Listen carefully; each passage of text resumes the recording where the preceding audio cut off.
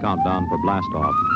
X minus 5, 4, 3, 2, X minus 1, fire.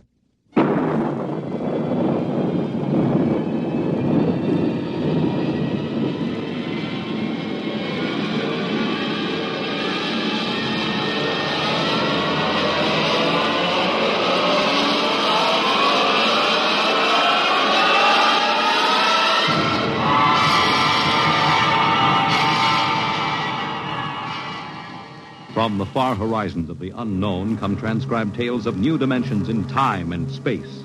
These are stories of the future, adventures in which you'll live in a million could-be years on 1,000 maybe worlds. The National Broadcasting Company, in cooperation with Street and Smith, publishers of astounding science fiction, presents X minus 1.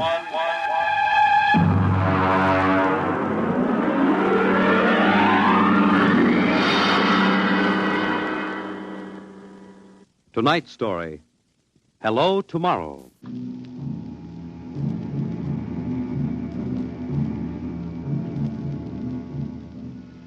After the third atomic war, when the Earth was a mass of red radioactive dust, a handful of men and women went deep underground in the struggle for survival.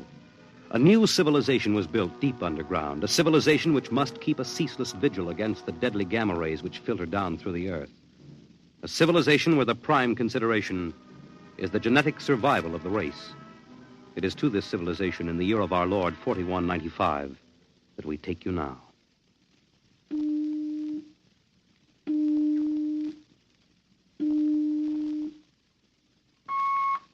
Professor Lois Burton? Yes. I have a call from the Director of Emotional Stability for the Third Oblong. Go ahead, sir. Hello, darling. Hello, dear. How is the Director of Emotional Stability? My, how impressive that sounds. Don't joke, dear. You never know who may be listening.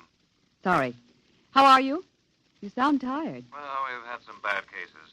Mostly frantic mothers who insist on imparting their feelings to children. I suspect it's chromosomes affected by gamma ray leakage from the surface, but the head of the psychotechnic division says they're glandular cases. But that isn't why I called. I have good news. What is it? The genetic board has approved our application for marriage. So soon? Our chromosomes tested perfect. We can marry any time we want. As a geneticist, you should know that our offspring should be 90 percentile of perfection. I know. What's the matter? You are happy about it, aren't you? Of course. Terribly happy. I'm coming right over to the lab. You'll have to give me some time. What's the trouble? No trouble. You know that genetic survey I've been working on? What about it? Well, I've finally gotten permission to study an actual living case. A specimen of imperfect genetic transmission. Really? They're bringing him, or it, up from the condemned cages on the lower level. You will be careful. There's nothing to be afraid of. The specimen is XJ12. It's been studied before many times and is quite well trained. Oh, there's my door signal. I'll have to hang up, darling. See you later. Yes? Professor Burton? Yes. I'm from the Phylogenetic Institute. Oh, you brought my specimen? May I come in? By all means.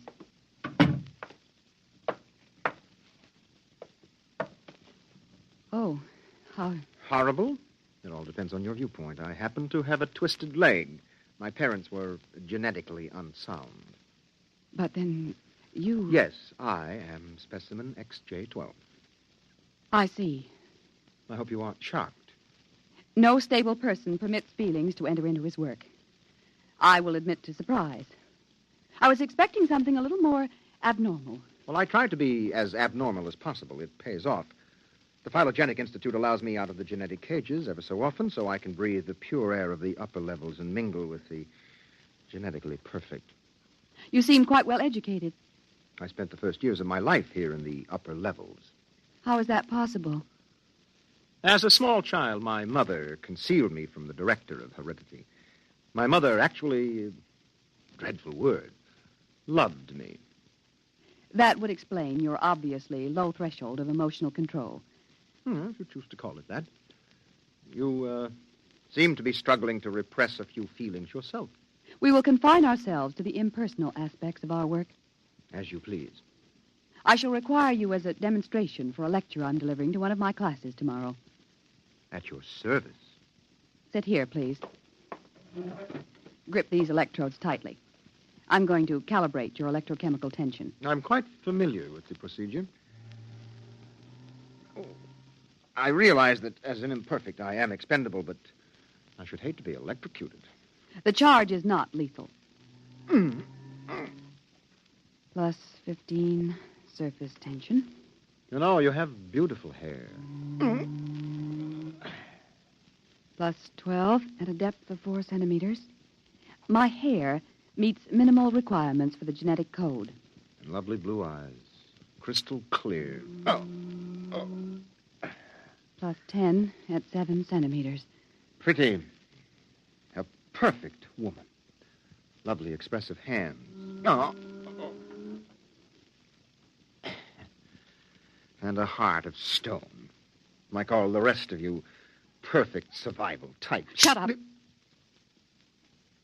Oh, could it be you do have feelings? I seem to sense an air of emotional tension. It's nothing, dear. This is the specimen. You, specimen. Tell this dolt who I am, Lois. This is the Director of Emotional Stability for the Third Oblong. You will address him as Mr. Director. Mr. Director. This creature seems quite impertinent. He's only a specimen, darling. Well, use him and ship him back to the cages. He's probably radioactive.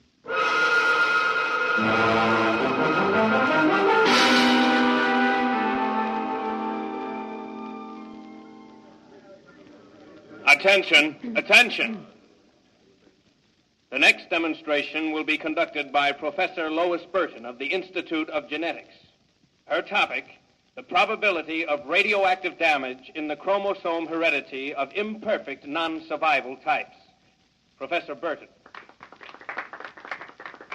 As you know, most imperfects are destroyed at birth. However, those who, for one reason or another, manage to survive are segregated in cages on the lower level for study purposes. The specimen we have today has been trained to tell in his own words about the factors in his upbringing. You will have to forgive his immature emotional control factor.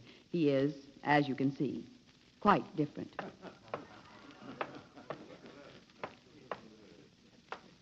Specimen XJ12. You will proceed, please. Thank you. My mother was a psychotechnician in the Fifth Oblong. My father was an historian specializing in the records of pre-atomic surface culture. In the earthquake of 2170, apparently some hard radiation filtered down through the tunnels and penetrated the Fifth Oblong. The effect on my hereditary factors is quite apparent in this twisted leg. My father taught me in the last days before he was executed that every human personality is born with certain inalienable natural rights. The rights to have feelings, the right to mature, and above all, the right to be different from every other living organism. Because it cannot be otherwise, I submit to you, distinguished students, that the attempt by this society to abridge these rights is a violation of nature. I submit that the imperfects, the mutants, those who are different, have as much right to exist and be free as you. And I say break open the cages. Stop him! Give us back the right to be individuals. Stop him! Oh! Perhaps that will teach you. Professor Burton, take this specimen back to your laboratory and confine him.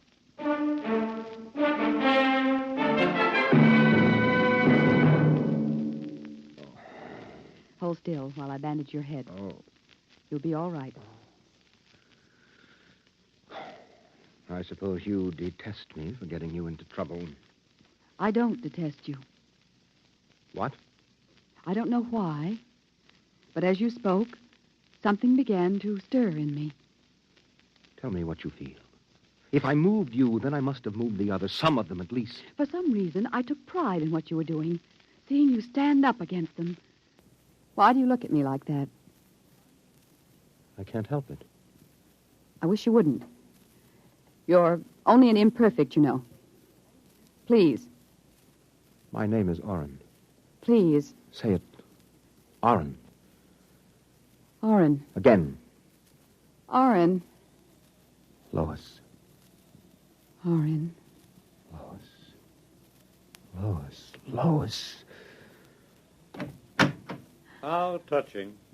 Walter. I've been listening for some time. Walter, how could you? In my capacity as Director of Emotional Stability, it is my duty. What are you going to do? Specimen XJ12 will be disposed of quite systematically by the state. For the good of the state, for the good of the genetic code, and in the name of emotional stability.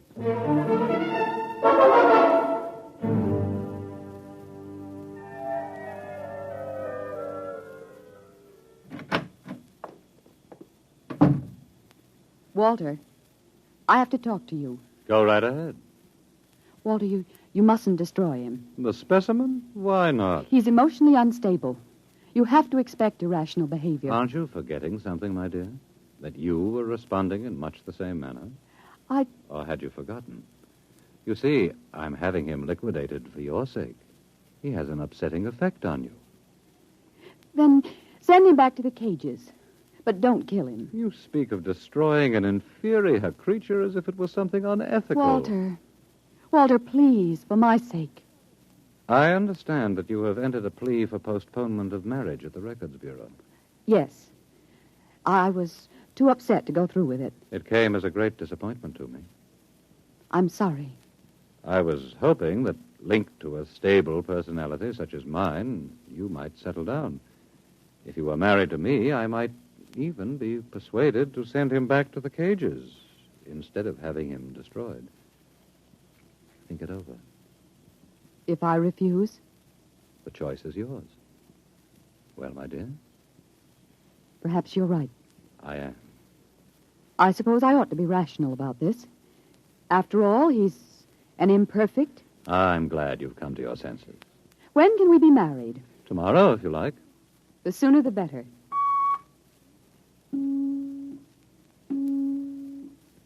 Let me talk to the custodian, please. Hello. This is the Director of Emotional Stability for the Third Oblong. I would like you to cancel the execution of specimen XJ12. Turn him over to be remanded permanently to the genetic cages. You'd better go. I'll pick you up in, say, an hour, and we'll make plans. All right? Yes. Yes, of course.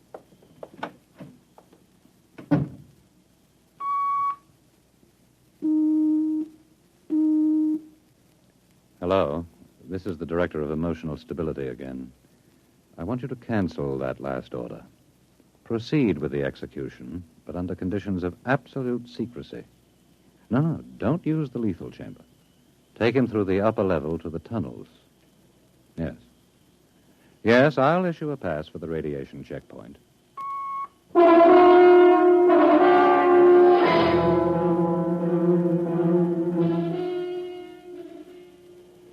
Into the elevator.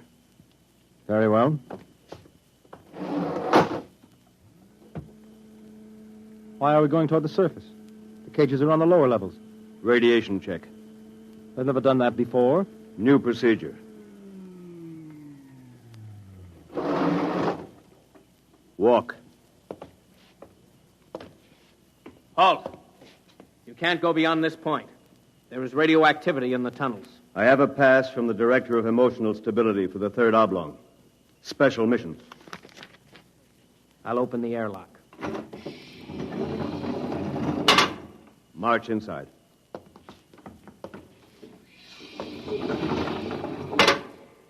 Turn around. So this is how they get rid of the imperfects. Now, before you dispose of me... Yes?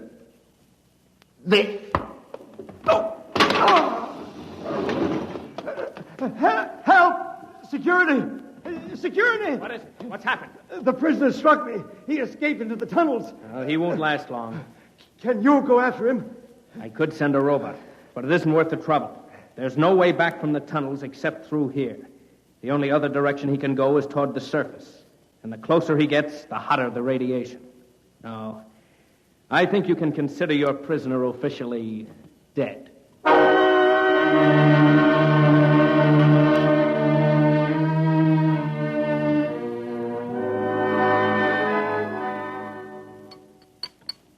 More wine? No, thank you, Walter.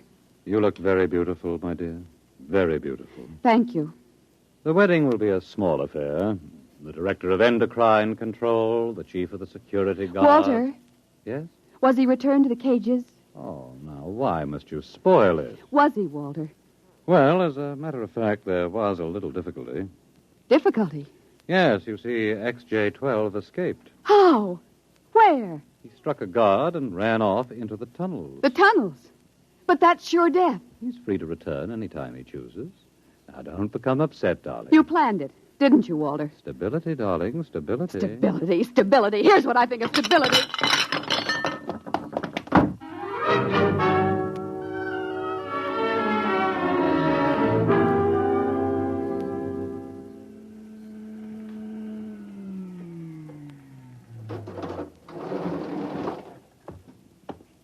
Halt! State your business. I'm Professor Burton of the Genetic Institute. You can't go into the tunnels, Professor. You'll have to let me by. I'm the fiancée of the Director of Emotional Stability. Oh, I suppose you're after the one who escaped? Yes, He's quite dangerous, I understand. I'm well armed. Wouldn't it be better to send a robot? I'm quite capable of handling him. He was my subject. All right, miss. It's your risk.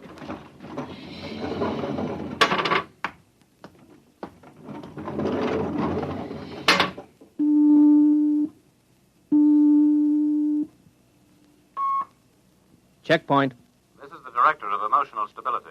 Yes, sir. If Professor Burton tries to pass the checkpoint, I want her taken into custody. Professor Burton just passed, sir. She You said that... idiot! But, sir, she said that I she don't had... care what she said. Stop her. Send robots after her. Get her back. Yes, sir. At once, sir. Robot control.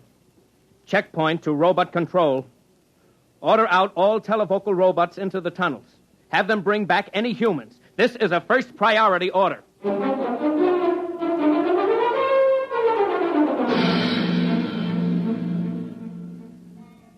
Oren! Oren! Oren! Oren! Oren! Oren! Oren, where are you? Oren. Hello? Oren! It's Lois. This way. Behind the rock. Over here. Oh, darling, darling. Lois. Lois, why did you come here? It's suicide. I had to. Oh, darling, are you all right? So far. You've got to turn back. Give yourself up. They'll kill You me. can't stay here. The radiation is +4 at this point. It gets worse as you approach the surface. Lois, darling, go back. What will you do? I'm going ahead. But you can't. I can. I'm going to the surface. It's certain death. Not even the robots can survive it. Well, at least I'll be the first human in 1,100 years to see what the surface of the Earth looks like. Come back with me. No, Lois. Then I'm going with you. Lois. Don't try to stop me, darling. There's nothing to go back to now. Nothing but Walter and emotional stability. You really want to come with me? Yes. You know what it means. I don't care. My mother used to believe there was a life after death. A place called heaven. We'll believe it, too. Oh, no, Lois, I can't let you go. Oren, I love you. See, I know how to say it now. Say it again. Oren, I love you. What is that? It sounds like... Oren, it's a robot patrol. They're looking for us. All right, come on. This way.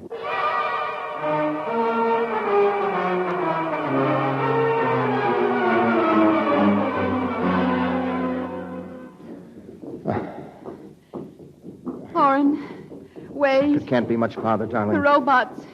They're coming. I can see their lights now. Listen, they've stopped. The lights are swinging round. Oren, they see us. Come on.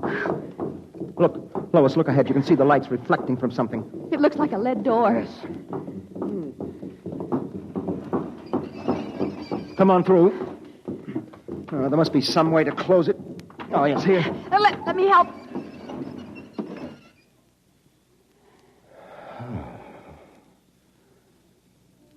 Well, they won't get through that. It's solid lead.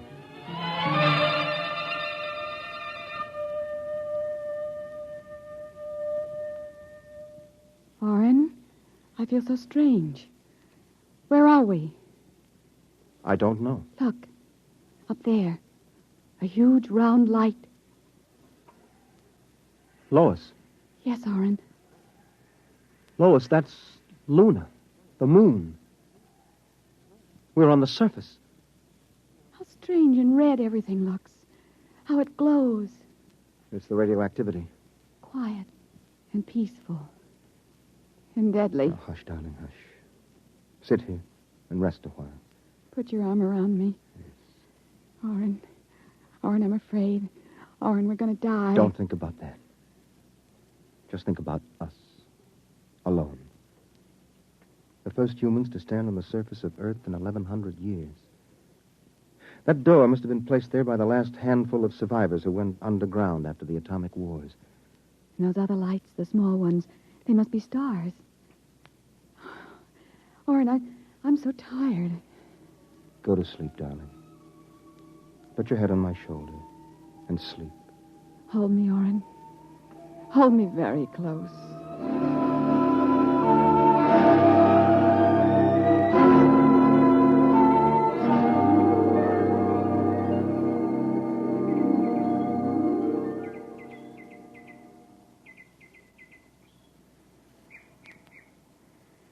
Oren.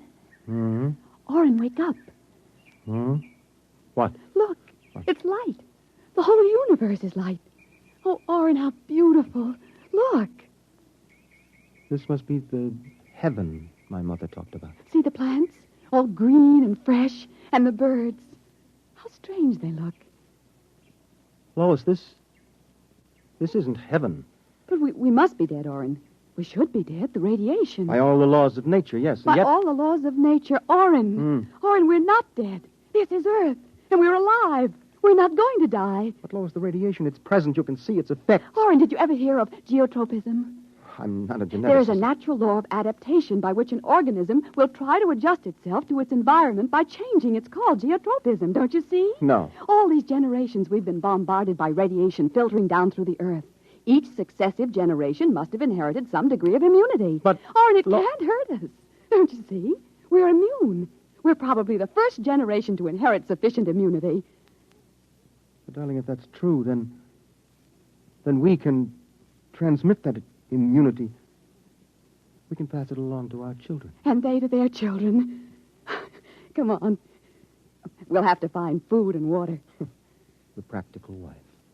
Wait a minute. What are you doing with that rock? I want to scratch something on the outside of this lead door. Lois and Oren.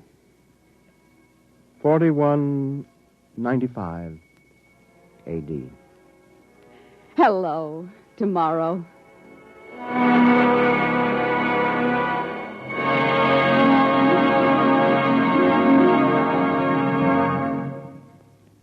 You have just heard X-1, presented by the National Broadcasting Company in cooperation with Street and Smith, publishers of astounding science fiction. Your announcer, Fred Collins. X-1 was an NBC Radio Network production.